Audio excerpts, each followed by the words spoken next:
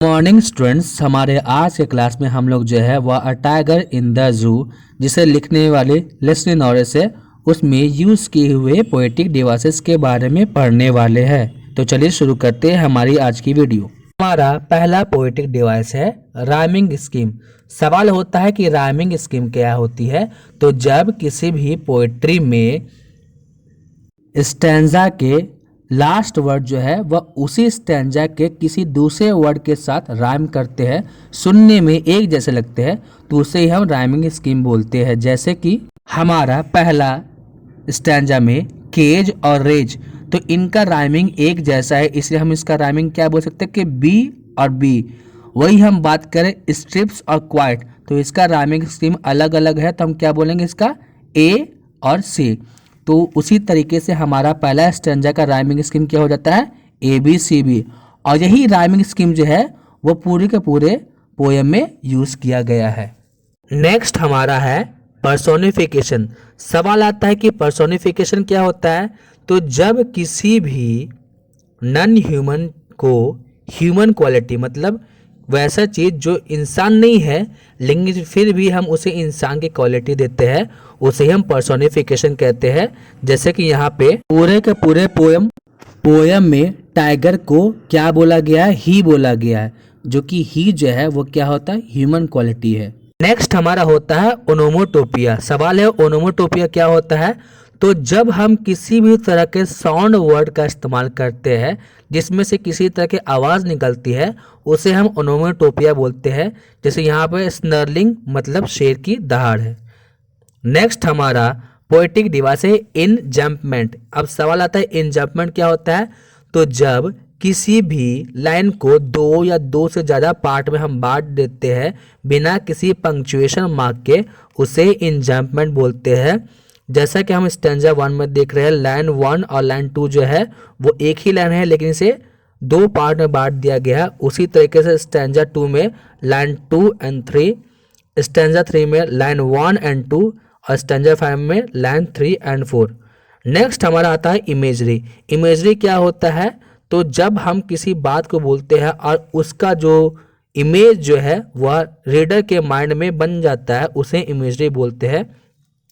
जैसे lurking in Shadow means लंबे लंबे घास में छुपे रहना, जंगल्स एज जंगल का किनारा, वही हो गया प्लम्प डियर पास जहां से डीएस गुजरती है। तो जब ये बातें बोली जाती है तो रीडर्स जो है इन बातों को इमेजिन करने लगते हैं, यही हमारा होता है इमेजरी। नेक्स्ट हमारा है एसोनेंस। सवाल आता है एसोनेंस क्या होता है। तो जहाँ पे किसी भी तरह का वोवल साउंड का जो है वो रिपीटेशन हो रहा है, मतलब वहाँ पे वोवल साउंड आ रहा है, उसे ही हम एसोनेंस बोलेंगे।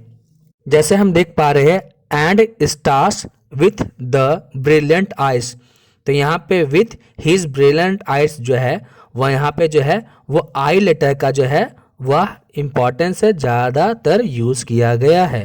But he is locked in concrete cell, तो यहाँ पे भी हम लोग देख पा रहे हैं कि यहाँ पे ई लेटर का जो है वो रिपीटेशन हो रहा है। नेक्स्ट हम देख पा रहे हैं इग्नोरिंग विजिटर्स, यहाँ पे आई लेटर का जो है वो रिपीटेशन हो रहा है, मतलब आई लेटर का महत्व ज़्यादा दिखाया जा रहा है। ही स्टॉक्स इन हीज विविध स्ट्रिप्स, यहाँ पे हम देख पा रहे हैं आई लेटर का जो है वो रिपीटेशन हो रहा है। He should be snarling around houses, यहाँ पे ओ लेटर का रिपीटेशन हो रहा है। Bearing his white fangs his claws, यहाँ पे आई लेटर का रिपीटेशन हो रहा है। तो एसोनेंस से हम क्या समझते हैं कि एसोनेंस एक ऐसा पोएटिक डिवाइस है जहाँ पे किसी लाइन में जो है वह वोवल साउंड जो है वो प्रोमिनेंट होता है। नेक्स्ट हम देख पा रहे हैं ऑक्सीमोरॉन। ऑक्सीमोरॉन में क्या होता है कि एडजेक्टिव का इस्तेमाल किया जाता है और वहाँ पे दो एडजेक्टिव्स होते हैं और दोनों को दोनों एक दूसरे के अपोजिट होते हैं।